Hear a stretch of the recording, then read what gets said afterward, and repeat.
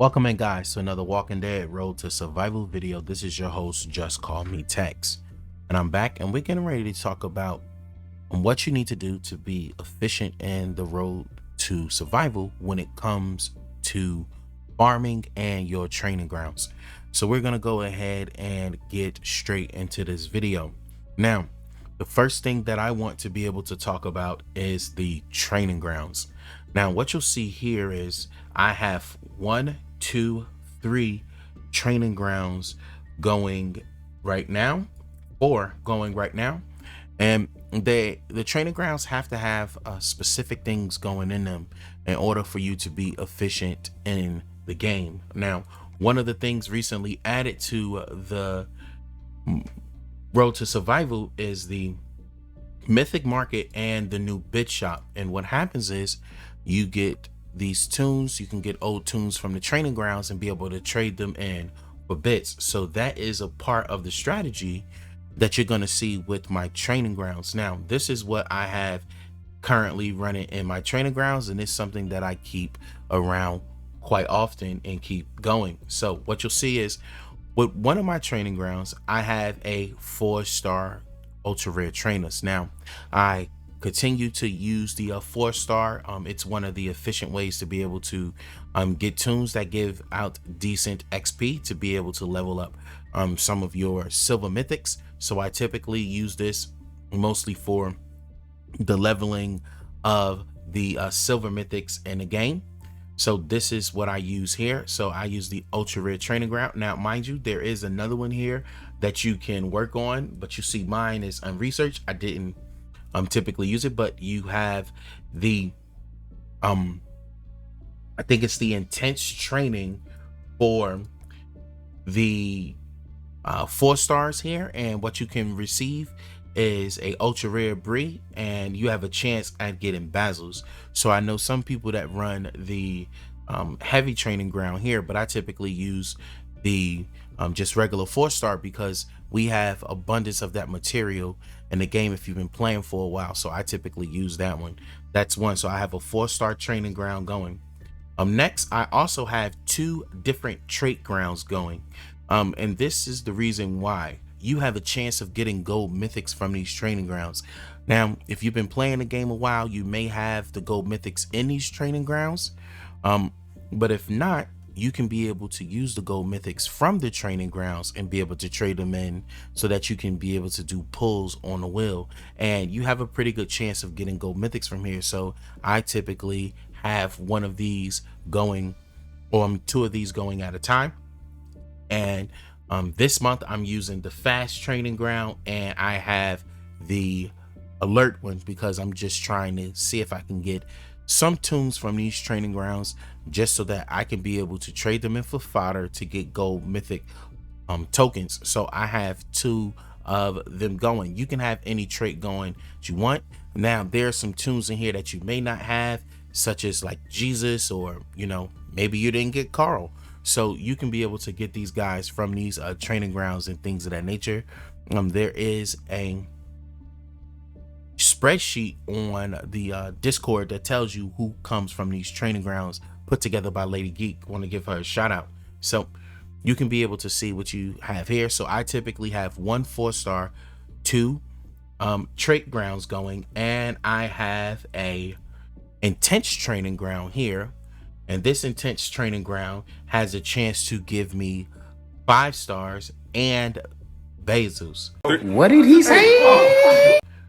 From this training ground here. So that's what I typically have when it comes to the training ground. So 1 5-star, 1 4-star, 2 trait training grounds here. So I mean Benedicts, you get Benedicts from this intense training ground. So you could get a 5-star Brian or Benedicts from this training ground, and this is the one that I typically keep going. Now, these are the training grounds and what you would want to have in order to be able to be efficient. Now, you need food and you need survivors. This is very easy for us to be able to do. You simply just go to a roadmap. I suggest you go to a place where you may need some gear. Let's say that you might need to get some gear for a specific tune to level them up. And if you click on the gear here, it tells you the rare gear that is found, which is the leg holsters, the rarity in which you can be able to collect them. And you simply just want to use your tokens here to run the training ground.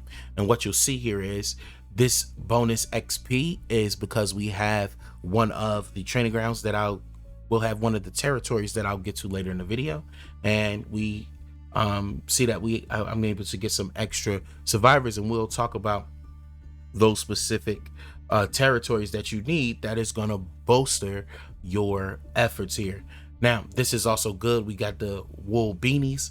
These wool beanies is very vital to your trainer success because you're going to need them for the 5-star intense training ground. So that's what you have here. So this is, we can just see, and then what you want to do is you just keep running these until you get to your survivor limit here.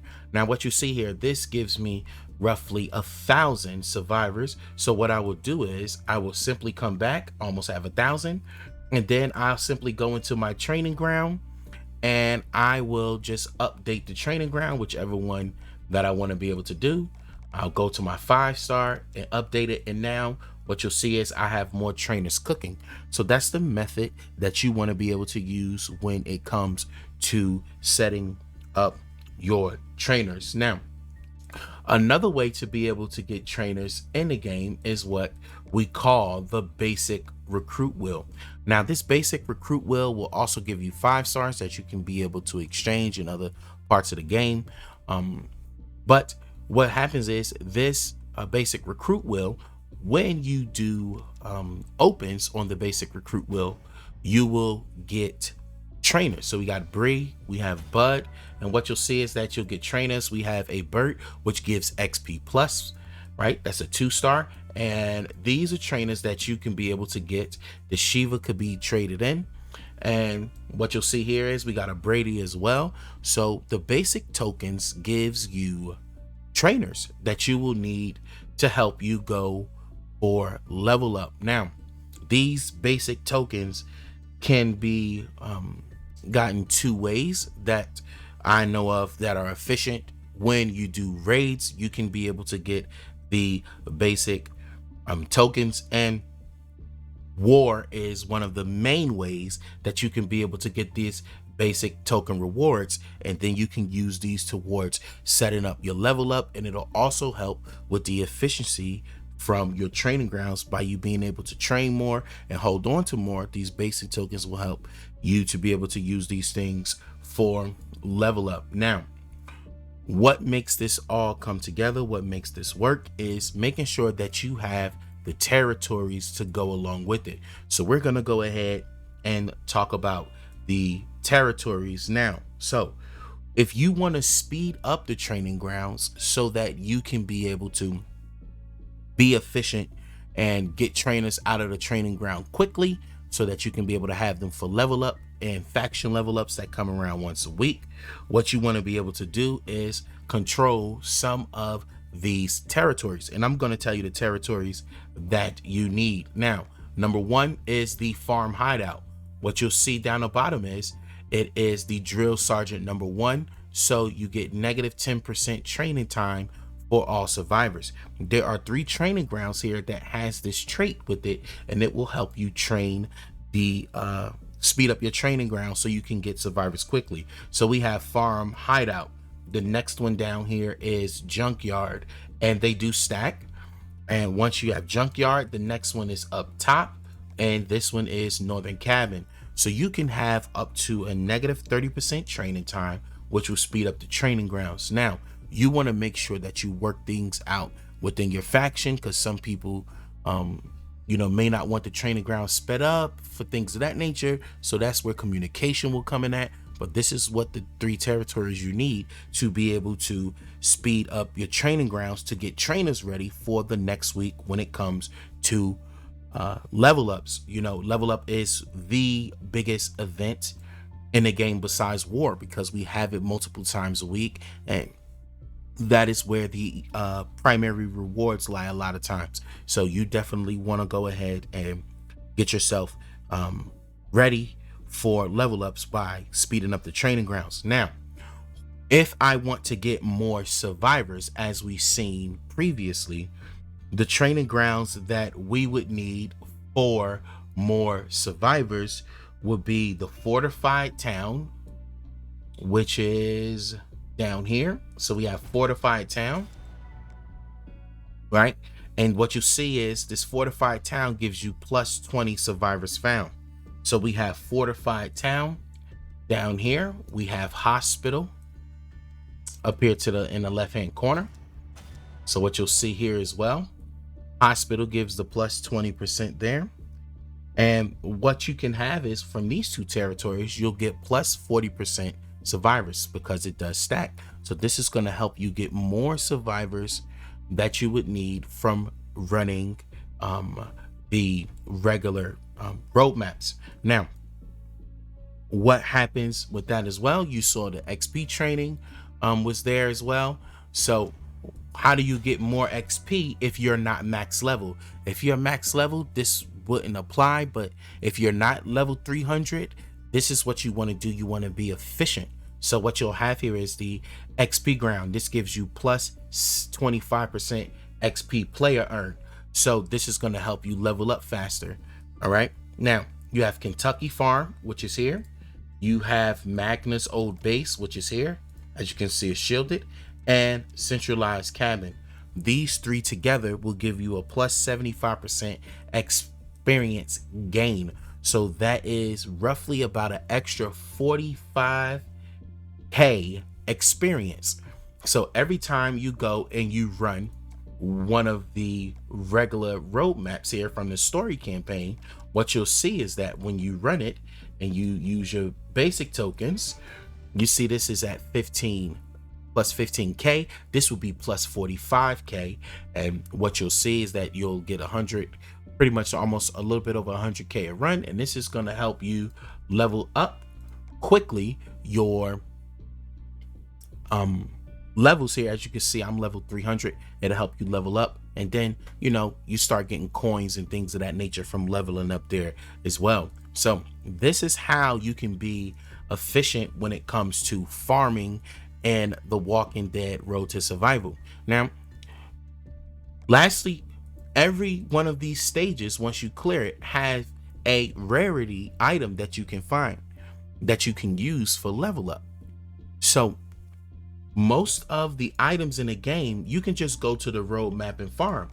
So if I am going to try to, let's say, upgrade a tune, for example, and that tune needs some items. That tune may need, if I go to upgrade and this tune needs goggles, for example, night vision goggles, okay, you can click where to find, and then if you have choice boxes, you can use choice boxes. But if you go over here to stages, it'll tell you the stage that you need, and this will help you be able to farm as well. So you could farm for specific things that you need to be able to help you be more efficient. So it'll take you directly to the stage. You can go ahead and just click it, farm, and then now you'll get some XP. And what you'll see is that I got 7 night vision goggles. That is going to help you be efficient in the game, so you can be able to farm it that way. Now, this is your boy JustCMTexx, man. Hit that like, subscribe, notification bell. And this is a guide, updated guide for farming and the Walking Dead Road to Survival to be efficient for level ups. It's your boy JustCMTexx. Peace.